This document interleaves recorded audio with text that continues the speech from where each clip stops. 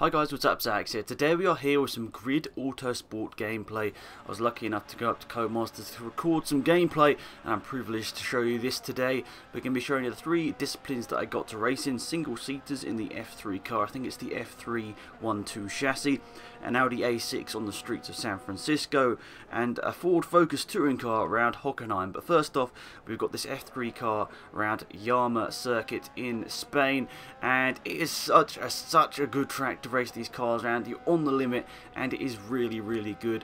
In this video, I'm not going to be just showing you the gameplay. I'm going to go through a lot of the facts and figures about this game so you can understand whether you really want to buy this game for yourself.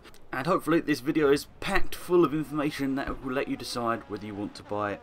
So first off, we'll start off with the racing disciplines that you're going to be getting in this game. You've got touring cars, GT, single seaters, muscle cars, drift cars, supercars, hypercars, time attack cars, prototypes, and much more to come. They'll be announced in the coming weeks, and that is a huge variety of cars that you can drive. I mean, touring cars, I'm a massive fan of touring cars. You'll see some of the touring car footage at the end of this video, and it is just so cool to have those in the game. I mean, Grid 2 I sort of thought lacked a bit of that, which I thought at the end of the day that was sort of the big thing that got Grid 1. That was one of the big things that Grid 1 was really good for, was the touring car events. They were so much fun. You know, there were sort of some in Grid 2, but it wasn't as amazing as I thought. So Grid Autosport bringing back touring cars in full force, and I'll tell you, they are really fun to drive. GTs are in here as well. I mean, that's going to be really good fun.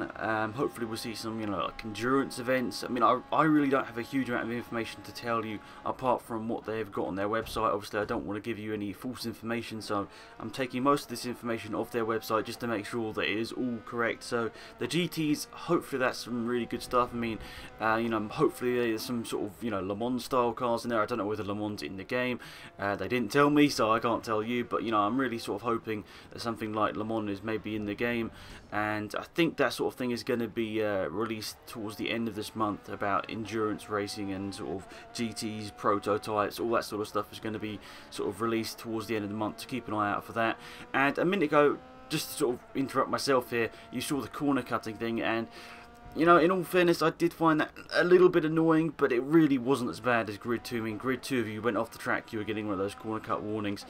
In this one, it's a slightly bit better, and I do say this build, I think, is quite a few weeks behind where they currently are at. So, you know, hopefully these little things, you know, maybe they took the feedback from myself, Harrison, Alex Gillen, maybe they take the feedback there, and maybe they reduce maybe the time that you're slowed down by those penalties. But, you know, they're there for the corner cuts, and I think I'm going to get another one there. But you see, I don't feel that that is entirely a corner cut, but, you know, that's what happens, and I'm really hoping that something like that will be, you know, I want that sort of corner cut thing to be in the game, but I don't want it to be for as long. Maybe, you know, maybe a second, maybe, I don't know, just like 3 seconds there. So that's something I would like, just, you know, maybe just reduced a little bit. But I do understand why it's there, to stop people corner cutting. But I believe, and I know you guys will, you know, say it as well, in Grid 2 it was quite annoying.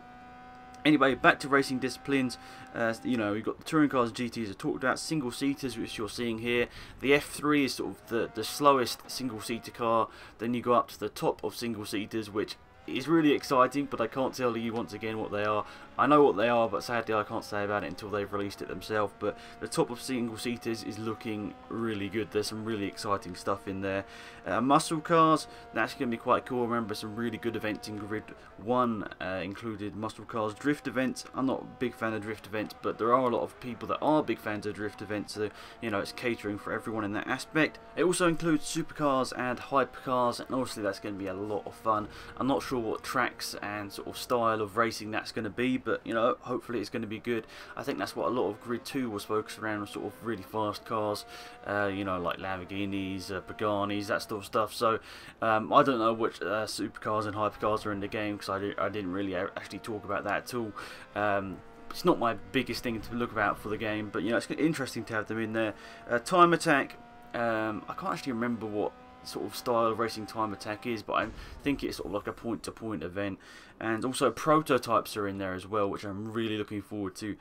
you know, that's the sort of thing that thinks maybe Le Mans maybe coming back. I mean, that was in Grid 1. I really hope that it makes a return.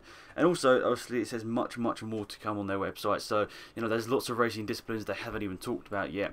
Anyway, next up, we are going on to the sort of San Francisco event in the Audi A6. And it's a really lovely car. And you can see here, I'm just looking through the difficulty settings. This is only the sort of like, you know, build just for us to come and, you know, record a couple of gameplays. So I don't know if this is going to, you know, be how the actual difficulty setting and stuff actually looks, but you know, it's really simple. You know, it shows you where everything is. It's pretty easy, so that's good. And so yeah, I'm going to be getting to this event any second now, and you know, there's quite a lot of difficulty settings there. You know, see, I've got traction control and ABS turned off. I think I forget to turn automatic off for this one. I can't even see on my little screen here what it is, but I think it's set to automatic, which I don't want to be using automatic, but that's you know, just what I left it at for this. I just wanted to maybe get used to the course, and I have got more gameplays coming, guys. I don't want to spam up the videos, so that's why this one's like a, was it 18-minute long video, but yeah, enjoy this race around San Francisco in the Audi A6 with a special Razor livery, which is quite cool. And I think you've got some Mercedes and also BMWs in this event as well. So sort of the big three German car companies in that aspect. So I think I should next up talk about the physics and the handling. And I've got to say, it is so much nicer than Grid 2 in that aspect. Just for me, honestly, over the last couple of months, I've really been going towards like games like R Factor, iRacing. I've wanted to have that but more of a realistic feel to my racing. And I'll tell you what, this, maybe from the outside, doesn't look like a, you know, a massive simulator, if you will. But I tell you what, it's really, you know, the handling, the physics are really, really nice. I was using a G27 all day whilst I was recording this. So was Harrison, so was Alex Gillen, and we all said that it was really cool to drive with a wheel. Even Harrison, who doesn't even drive with a wheel, said that this was really, really a lot of fun to drive the wheel. And so that is good. You know, that's getting every sort of, you know, aspect. I mean, obviously Alex Gillen, he uses the wheel all the time. You know, I'm in the middle. I use a bit of a pad sometimes, and then use the wheel other times. And then there's Harrison that pretty much always uses a pad. So we've got the three aspects, and we all said we loved it with the wheel. So that's something. And so yeah. Physics and handling, it is so much nicer than Grid 2. It's not sliding about. Obviously, you do get a bit of sliding about. But you know, you'll see that it's not like you're drifting in any car. You're not, you know, drifting like in the Indy cars. I remember in Grid 2. I mean, like, when do you ever see an Indy car drifting like that? But you know, it was, you know, they went down a different route for Grid 2. They were just you know, they were testing it out. You know, with the storing, the different physics. You know, it's just one of the things. It didn't work out for them. A lot of people didn't really enjoy it, and you know, it's just one of the things. You know, in gaming, you got to test the water sometimes to see if something works, and if it does, it looks amazing, and if not, well, it's just a bit unlucky. So, you know, they've gone back on that. They've gone much. I think even this is their most realistic grid game they've ever had in a way. It is just, you know, the physics, as I said, and handling are much more towards sort of R Factor and iRacing than they are towards Grid 2. I don't know, another game to say about drifting, but you know, it's not a drift fest, which I think, you know, in all honesty, Grid 2 sort of was. And you know, you sort of feel at one with the car. I know that sounds really stupid to say, but you know, you can actually, you know, with the right wheel settings, you can actually feel really good driving the car. It's a lot of fun. And I think if you guys have got a wheel, or if you get it on PC and you've got a wheel, or Xbox or PlayStation 3, you're going to enjoy it with a wheel. And maybe if you haven't got a wheel, it might be a time to invest in one, because it's going to be really good fun with a wheel. Next up, I should move on to locations. It's going to have 22 locations with over 100 different routes, and some famous tracks like Hockenheim, Sepang in Malaysia, the Yas Marina circuit in Abu Dhabi, and much more circuits to be brought out. And I think it also said like Yama, or was it Hama? I don't even know how you pronounce it. It's a Spanish word, obviously, or Spanish track, so I don't know how you pronounce that.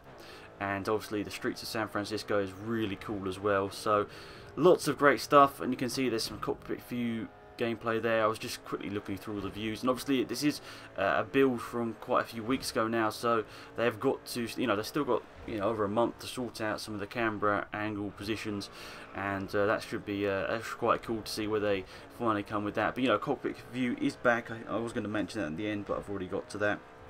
So yeah, we're 10 minutes into the video now, and I've still got quite a lot of stuff to talk about. But oh, that wasn't good, was it? Sort of drove a bit too fast into the corner. The rear end stepped out, hit into the tyre wall, and spun me back round, which was a little bit annoying. But you know, that's what happens sometimes. And so yeah, that's, you know, talking about the locations, lots of good locations, and still much more to come.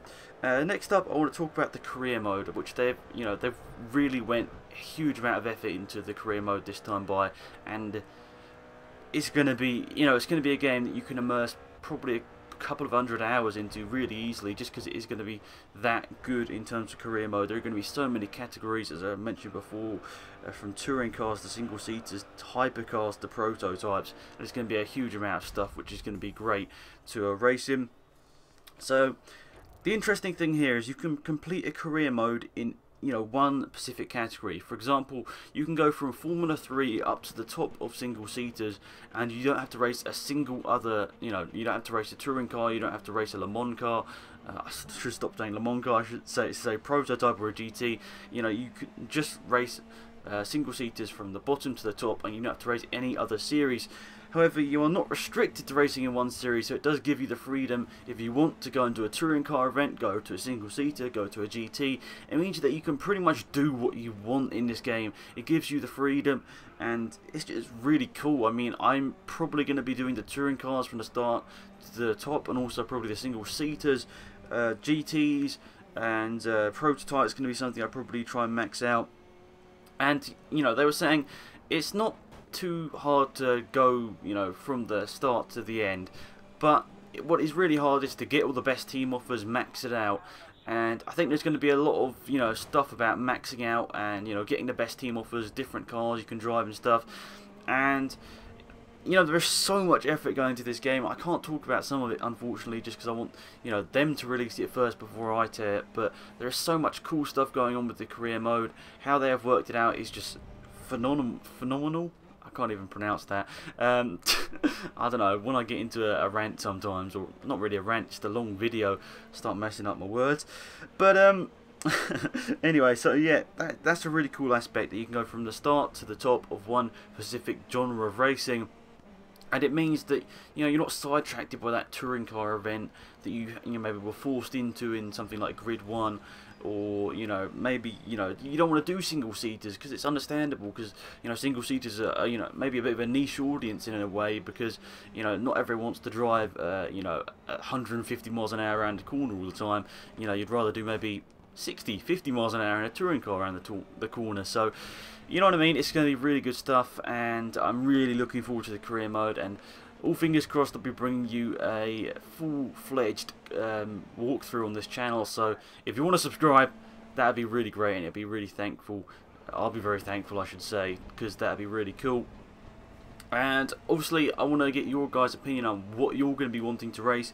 Do you want to race the touring cars, GT, single seaters, muscle cars, drift cars, super or hypercars, time attack, prototypes, or is there something else which you think they're going to be releasing which you want to race? Please leave it down in the comment section. Maybe just leave, I want to race single seaters, I want to race GT cars.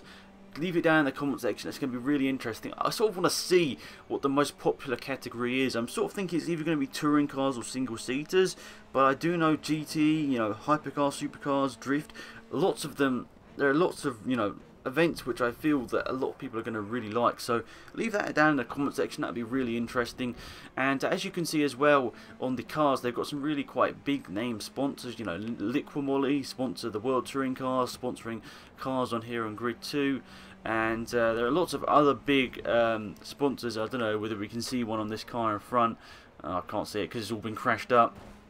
But there are lots of really nice liveries in this game. They spent a lot of time, not just on the physics on this game, but they also spent a lot of time making sure the graphics do look nice as well.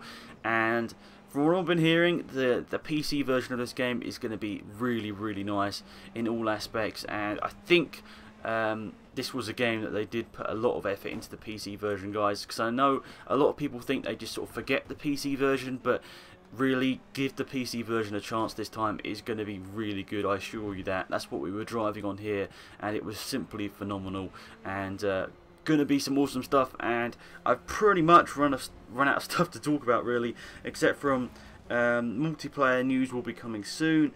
Cockpit camera returns, obviously I've already said that.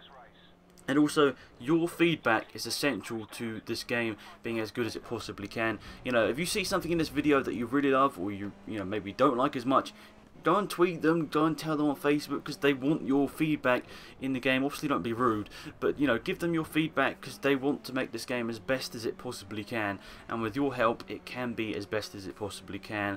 So that is pretty much everything I've got to talk about in this video, guys. I've got to say a massive thank you to co-masters Lee and Luke, Ben, and everyone else there that let me, you know, go up there and record some gameplay. I'm really thankful of them for letting me, and you know, it was a really cool experience. A long drive, about 3.5 hours each way to drive there, so you know, that's like a 7-hour round trip, but you know, overall it was, you know, it was worth it.